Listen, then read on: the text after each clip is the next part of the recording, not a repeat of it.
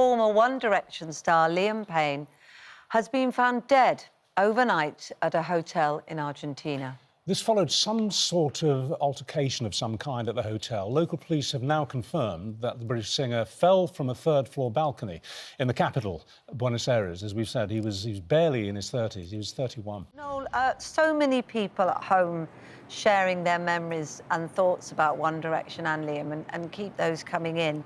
The details seem to be emerging in dribs and drabs, but a picture is forming, isn't it?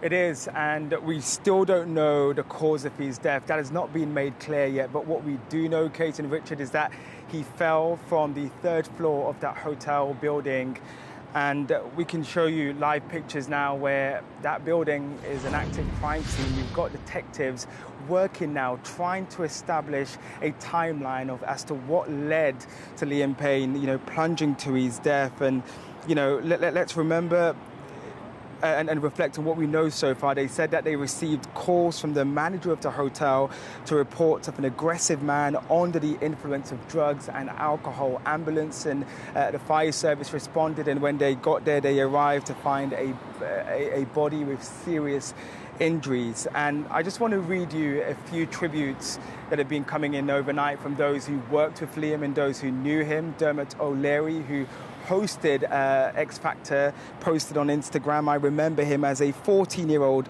turning up to audition on the X Factor and blowing us away singing Frank Sinatra. He just loved to sing. He was always a joy, had time for everyone, polite, grateful, and was always humble." Ollie Murs, who was also a good friend whilst he was on the show, said, "The news is devastating. He's lost for words." He also expressed his condolences to Liam's young son, Bear. And I've just also received a text message from Sunita, who worked alongside Simon Cowell on the show. She simply sent, this message in all capitals: "I am in shock. I don't know what has happened. Oh my God, poor Cheryl and baby Bear. I'm trying to reach everyone." And for anyone who met Liam or interviewed him over the years, and I know, Kate, you have, the thing that will stay with you is just how humble and down to earth he was. And I remember, hanging out with him on the red carpet at the Oscars 2 years ago. And at the time, he was a huge star. And I was pinching myself. But the thing that really struck me was just how relatable he was and very charismatic. And I think his loss is not just a big loss for the whole world, but also for the West Midlands community. He is the young boy from Wolverhampton who became this global superstar. And I think what we're going to see in the coming hours are people trying to make sense of such a young life that has been cut short. Noel, thank you very much. We'll come back to you again later in the programme. As you said, you interviewed him, and at some length. What was your impression of him? Well, I've interviewed him, and also just because of circumstances of working, like with the radio work, I've sort of seen him performing and being backstage in those situations. It is, as Noel said, down to earth, humble, incredibly likeable, as all of the One Direction members were. I think it was one of the secrets of their success, that they were super grateful for their success. But no doubt that success was huge and life-changing at a young age. I'm also thinking about his family, the family that was very close to. And Ramva and I were just saying, weren't we, that for Cheryl Cole as well, having to tell her little son Bear what's happened, and also she as well, having lost Sarah Harding relatively recently. There's a lot of fallout in a lot of ways in people's lives, aren't there? There's something, it seems to me, almost timeless about tragedies of this kind, even in the modern age. It almost goes back to Greek mythology. It's like the Icarus syndrome, isn't it? Yeah. You fly so high and young and you get burned by the sun. And we were saying this earlier, these mostly young men, we're talking about the boy bands here, they find this sudden, instant success, and it just can be almost impossible for them to process. It can be, and what it also can do is supercharge issues that were already there, can't it? That's the thing, and make it harder, perhaps, to manage. There'll be many people that still were hoping that One Direction would get back together. Lots of people already contacting us saying it's a big change because it was always meant to be a hiatus. And just the sadness, we're speaking about Middleton, who you may be surprised to know became very close to him if you didn't see the documentary that they made together in Namibia in 2019. He says they were almost blood brothers by the end. He said he saw him as his younger brother. They were that close. Yeah. And he's going to be talking to us about that a bit later. Very nice with young people that were fans to him, very nice around him. And so we'll hear what Ant has to say as well. But do keep your thoughts coming in, because one of the things about these big bands is I think it becomes part of all of our lives, doesn't it? Whatever the individual tragedy, and it's helpful to share and talk about it. Tributes are now pouring in for the former One Direction star Liam Payne, who has died suddenly and violently at the age of 31. Police have now confirmed that he fell from the third-floor balcony of a hotel in Argentina late last night. Well, joining us now is journalist Natalio Kosoy, who's at the hotel in Buenos Aires. Good to speak to you this morning. We can see around you a kind of makeshift shrine that's been being gathered, haven't we, with fans lighting candles around the tree in front of the entrance and huge numbers of people gathering there overnight. It looks like it's quietening down a little bit. You've been talking to them, I'm sure. What is the feeling there and what details are emerging? Yeah, good morning for you. It's quite late in the evening here. It's past 3 a.m. So the people that were gathering here in the dozens mostly have left. A couple of people around visiting this, as you said, makeshift shrine. They've been leaving messages stuck to that tree behind me. Some read, "My heart will be with you wherever you are." Other, "You've saved my life." And another one that says, a part of the lyrics from a song by One Direction, "Walking in the Wind." It says, "But it's not the end. I will see your face again." So these are the sort of messages that they've been posting here. And when you talk to them, they were really emotional and sad and shocked by the news. The fans knew that he was here, he was visiting, they had been following him around, and they didn't expect this to happen. And again, someone posted a message here saying, "You saved my life." And someone I was talking to earlier said that, for instance, the music by One Direction helped her and her sister through the pandemic. So these are the kind of memories that people were bringing around. Presumably, all of these messages that you've just been reading out, you're translating for us, because I assume these are Argentinian fans. So it just kind of underlines his global appeal. Almost anywhere in the world that this tragedy might have happened, there would have been fans to mourn him. Yeah, I mean, I think you're absolutely right. The fan base here of One Direction was huge, and it covered many generations. You could have seen, it was mainly women indeed, but about 20-year-olds and 30-year-olds and 40-year-olds or 50-year-olds. So it was quite broad, the appeal of this band and the members. So it was quite, again, shocking. I think you're right. In Britain, indeed, this news is huge. But maybe someone who wasn't aware of the big fandom of the band wouldn't have expected the amount of people gathering here earlier in Buenos Aires to mourn him. Thank you very much for giving us that perspective. We've got our guest entertainment editor, Scarlett Douglas, who knew Liam, and we'll talk about that in a moment.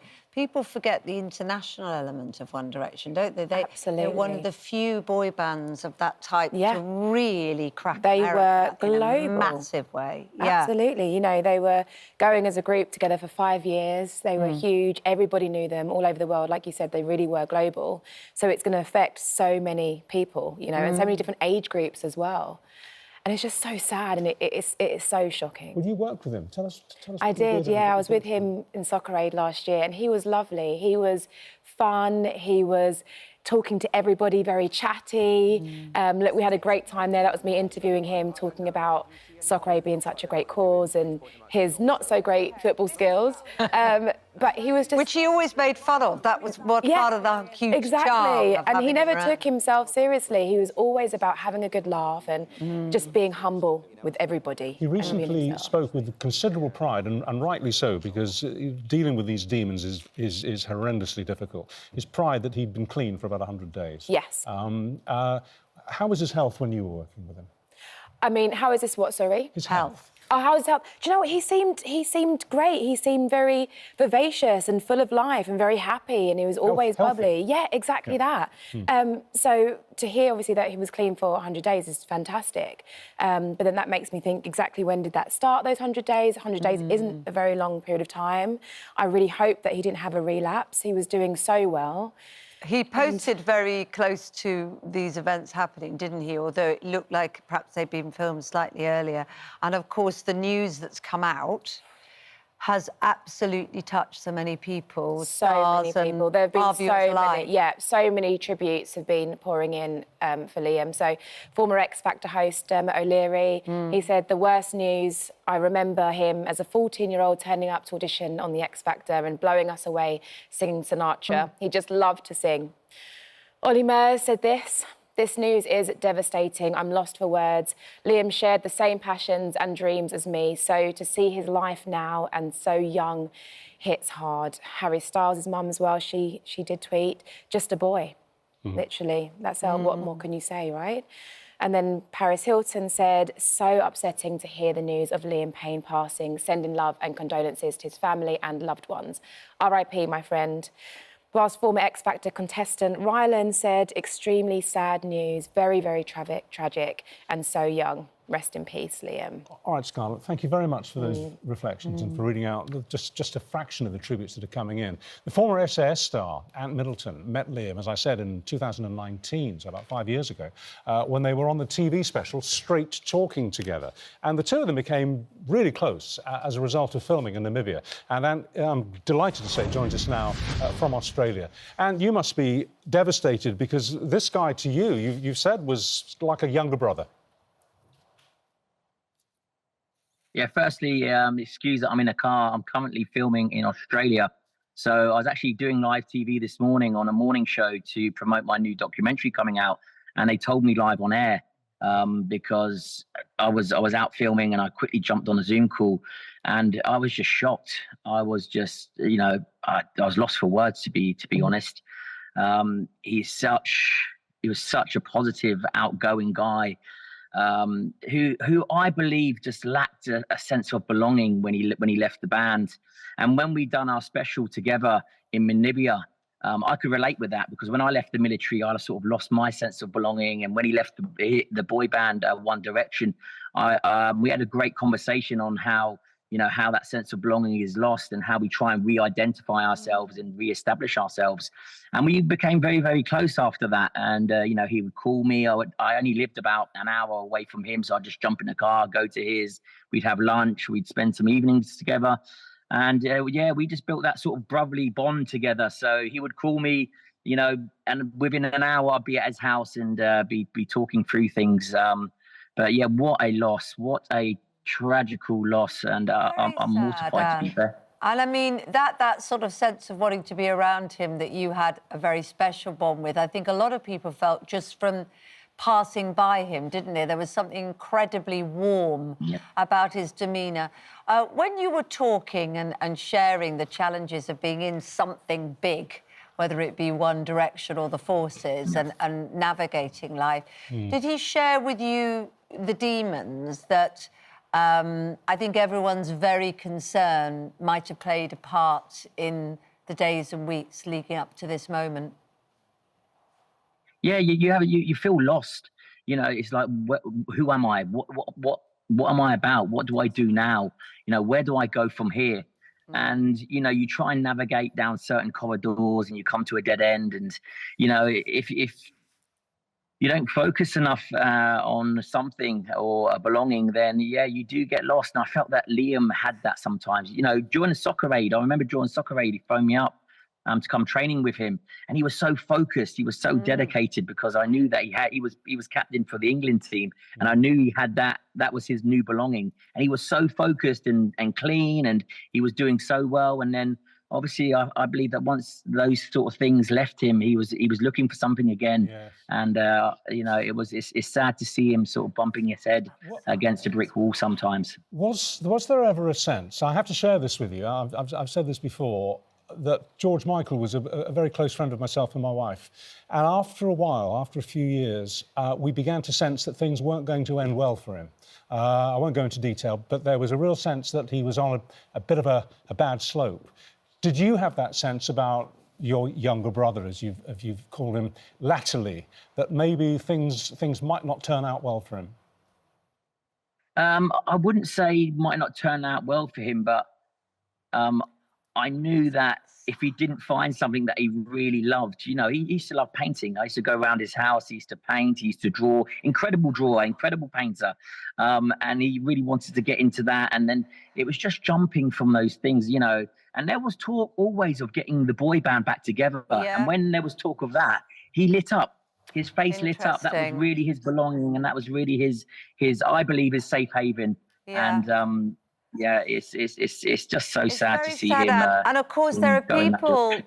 that loved him dearly, that knew him, his family, his very, very close friends, of which you one, and as well as those around the world that just had an idea of him and loved him.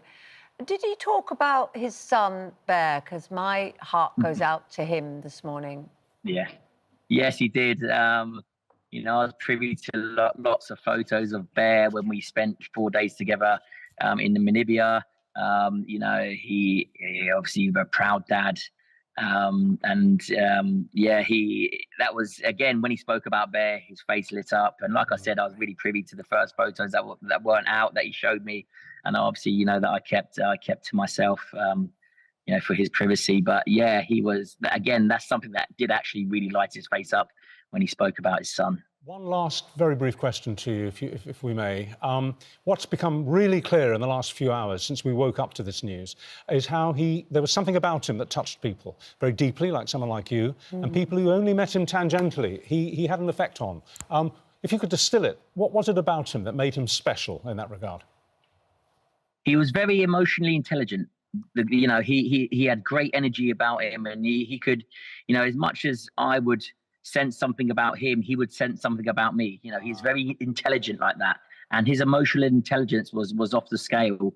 And when it matched and when it synced, you had a friend for life. Wow. Good note to end on. Well, our thoughts go to you, because you're going to be clearly feeling a loss today, and it might not even hit you until the hours that come. But thank you very much for sharing your thoughts and memories of Liam Payne. Thank you.